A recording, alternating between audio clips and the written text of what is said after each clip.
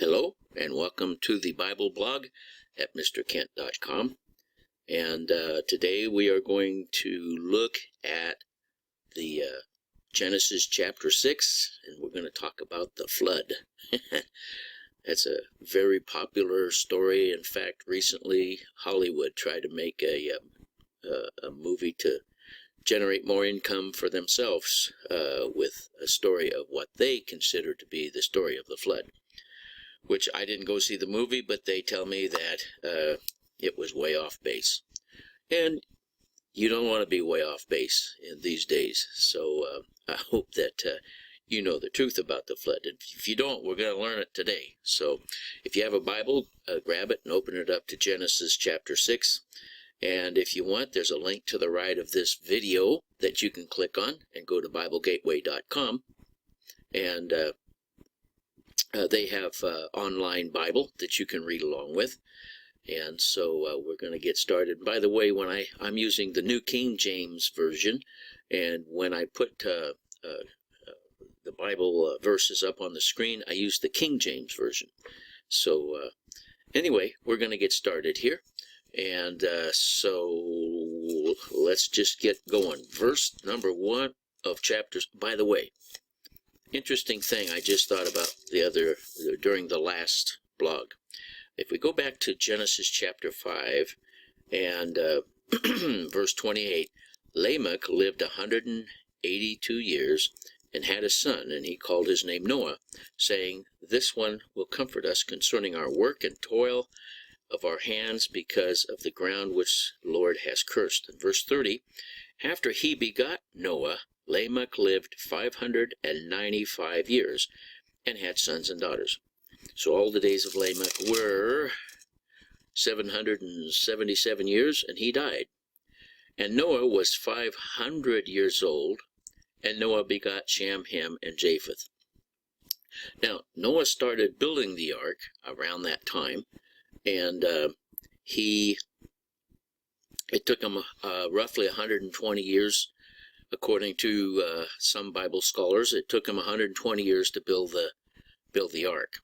So that means that, at first I thought maybe Noah's dad died in a flood, but Noah got into the ark on his 600th year, when he was 600 years old, which means can't remember his name. Yeah, Lamech was 595 years old when he died. So he died just 5 years or so, roughly, before the flood. So he did not die in the flood as far as I can tell. All right, there we go. Verse number 1 of chapter 6. Now it came to pass when men began to multiply on the face of the earth, and daughters were born to them, that the sons of God saw the daughters of men, that they were beautiful, and they took wives for themselves of all whom they chose. And the Lord said, verse 3, "My spirit shall not strive with man forever, for he is indeed flesh, yet his days shall be 120 years. In verse 4, there were giants on the earth in those days, and also afterward, when the sons of God came to the daughters of men, and they bore children to them. Those were the mighty men who were of old, men of renown." And so verses 1 through 5 tell us about some strange things that happened. And we don't know for sure exactly, except that it is related to the sons of God somehow. Now we also know that when the children of Israel came out of Egypt and went into came out of the wilderness and started to go into the promised land, that there were giants there too. So giants can be generated by mutations and so forth. But in this case, God kind of refers to the sons of God, and so we will take a minute and take a look at some of the things that some Bible theologians think might be related to this. And if we go to 2 Peter chapter 2 and verse 4, it says, "For if God did not spare the angels who sinned, but cast them down to hell, and delivered them into chains of darkness to be reserved for judgment, and did not spare the ancient world, but saved Noah, one of 8 people, a preacher of righteousness, bringing the flood on the world of the ungodly. So that's 2 Peter chapter 2, verses 4 and 5. Now, we know that the angels who sinned were cast out of heaven, but we also know from other references that they're not all in hell. They're not all in chains, but there are some that are in chains.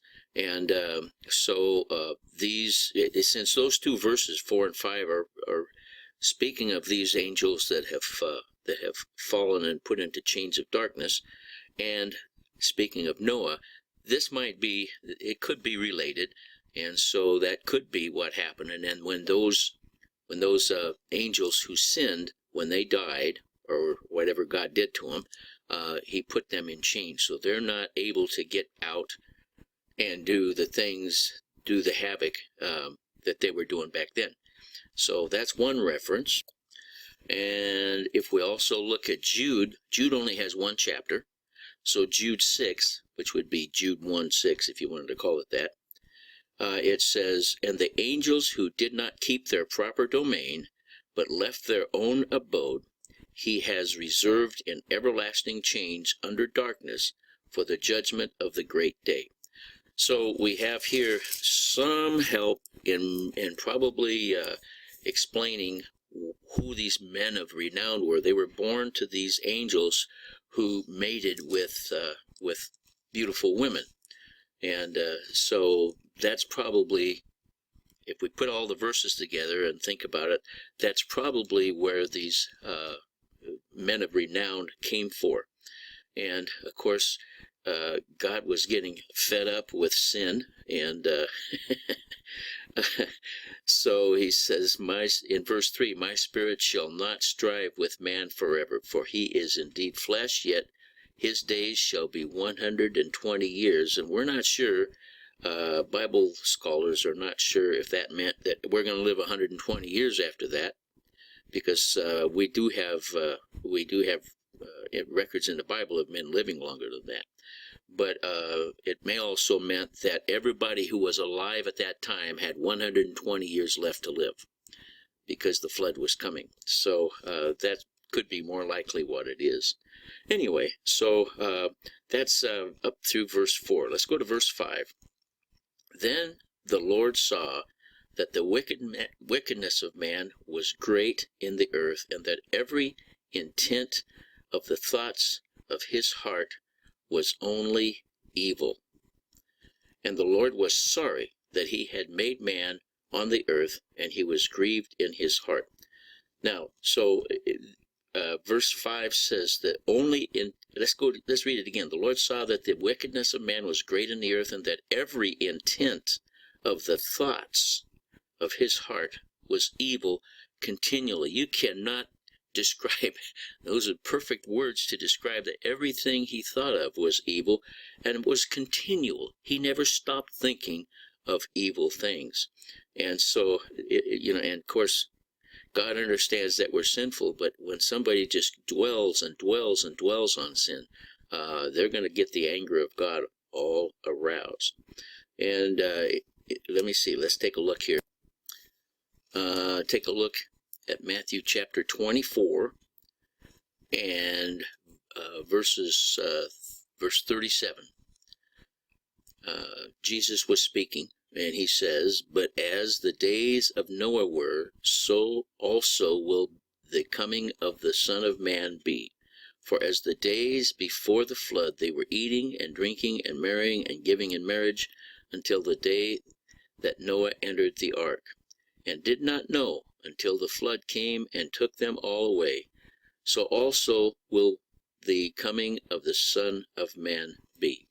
So when you see that the world is just continually wicked, everything around seems to be opposed to God, everything around you seems to be just heartbreaking, and people are not interested in God.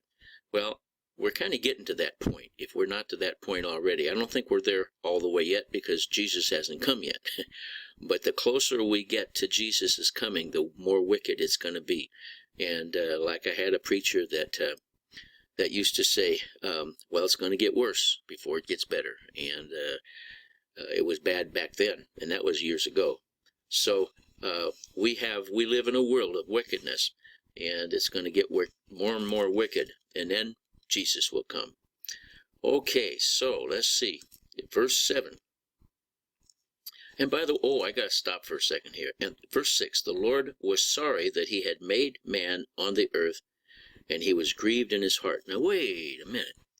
God was sorry that he did this? Didn't he know ahead of time that this was going to happen? I think so. He was sorry, and he knew ahead of time. Well, how could that be? Because we are very limited in our intellect. Okay? We're not God. And there's absolutely no way we can understand what this is all about. You know, I really truly believe that God can know what's coming ahead of time and also be surprised when it comes. And we say, well, how can that be? We don't know. There's no way we can understand that. And that's because we don't have the intellect that God has. Man cannot figure out how to create life. He'd love to be able to figure that out. God knows how to create life. Man cannot even see the protons inside of an atom. He can see a blur with his electron telescope. He can see the blur of electrons going around the outside of the atom, and just a blur, just a gray blur. But God sees every individual little electron that goes around. So there's a big difference between us and God. So yeah, God created them. He knew it was going to happen ahead of time. You were you were known by God long before you were ever conceived, and yet we have free choice, and yet he chooses us, and it's just beyond our understanding. And there's a lot of arguments over predestination and all this kind of stuff, and that's just because people try to figure it out, and they might as well give up. You cannot figure God out. All you can do is worship him for how mighty and awesome he really is. Okay, well, let's get going here. So verse 7, so the Lord said, I will destroy man whom I have created from the face of the earth, both man and beast, creeping thing and birds of the air, for I am sorry that I have made them. But Noah found grace in the eyes of the Lord. And there's a song, Noah found grace in the eyes of the Lord. Noah found grace. Well, I won't sing that, but he found grace. Now, Noah walked with God, as it says. Verse 9. This is the genealogy of Noah. Noah was a just man, perfect in his generations. Noah walked with God. As he was perfect in his generations. In other words, the generation that he lived in, he was perfect. And that says something about Noah, because I'm sure there was temptations in Noah's heart, just like there is in our heart. And yet he was perfect and lived a life that was pleasing to God. And because of that, God showed him grace. And the same thing, God will do the same thing for you and me. You live a life where everything around you is upside down and tempting, and you decide that you are going to resist that temptation. God will bless you, and you'll find more grace than you would ever know before. All right, verse 10. Noah begot 3 sons, Shem, Ham, and Japheth. And the earth was also corrupt before God, and the earth was filled with violence. So, verse 12, God looked upon the earth, and indeed it was corrupt, for all flesh had corrupted their way on the earth. And all flesh, that, I'm not sure that maybe even the animals were getting wicked. How could that be? I don't know. Anyway, verse 13, and God said to Noah, the end of all flesh has come before me, for the earth is filled with violence through them, and behold, I will destroy them with the earth. And then he tells Noah, verse 14, make yourself an ark of gopher wood. Make rooms in the ark, and cover it inside and outside with pitch. And this is how you shall make it. The length of the ark shall be 300 cubits, which is around 450 feet. Its width 50 cubits, which is roughly 75 feet. And its height 30 cubits, which is roughly 45 feet. And verse 16, you shall make a window for the ark, and you shall finish it to a cubit from above, and set the door of the ark on its side. You shall make it with lower, second, and third decks.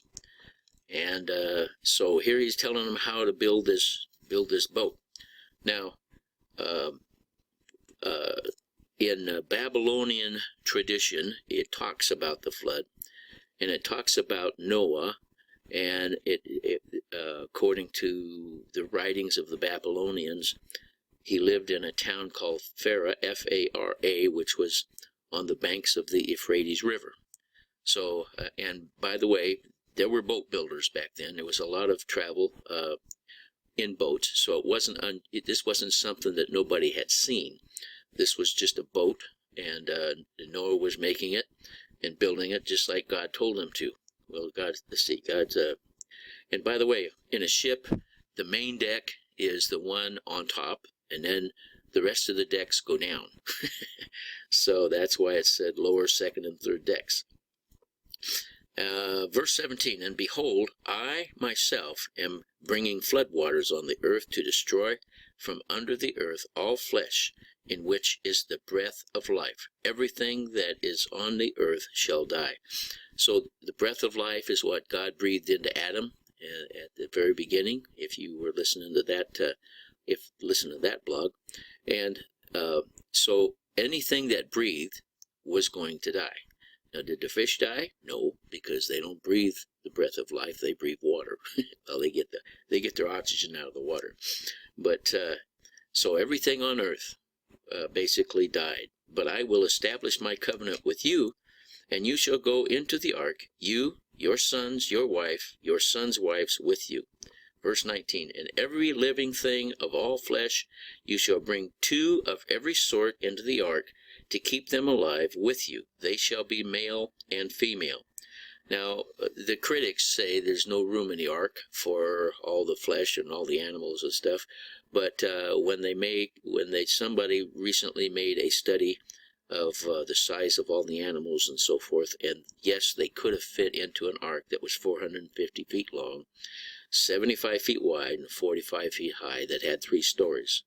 Verse 20, of the birds after their kind, of animals after their kind, and every creeping thing of the earth after its kind, 2 of every kind will come to you to keep them alive. Now, it's interesting. They're going to come to Noah. Well, that's not hard for God to do. They're going to come to Noah. So they came to Noah, and of course, it must have really made folks mad, have all these animals come into their town, pooping on the streets, and all that kind of stuff. But by the way, if you remember when there was that huge tsunami down in Indonesia, and thousands of people were killed, there's stories that came out of there about the animals traveling. Before the flood ever came, before the tsunami ever arrived, dogs and all kinds of various animals just naturally started heading toward higher ground. And the story, as the story goes, nobody understood what was going on, why they were all migrating to higher ground. But animals have an instinct built into them that we don't have, and so they were just saving their lives. And whether the story is true or not, I don't know. But that was one of the stories that came out of that. Verse 21. And you shall take for yourself of all food that is eaten, and you shall gather it to yourself, and it shall be food for you and for them. So Noah's going to feed the animals. Verse 22. Thus Noah did according to all that God commanded him, so he did. This is a man that walks with God. God says, do this, he does it. God says, don't do that. He doesn't do that, but he obeys God. And so it was counted to him for righteousness, just like Abraham, I guess. So that's the end of chapter 6, and we're going to carry on with chapter 7 in the next blog. But anyway, Noah is building an ark, and the ark is going to save him from dying with the rest of the wicked world. And God has sent us an ark to keep us from dying with the rest of the wicked world. That ark is Jesus himself. And he died on the cross, paid the price, and it was a wooden cross, just like the wooden ark. And he loves you, and if you don't know him personally and haven't started a relationship with him, I sure hope that you'll think about it, pray about it, and ask Jesus to become your Lord and Savior. Well, thank you for listening, and I hope that you'll come back next time, and God bless you.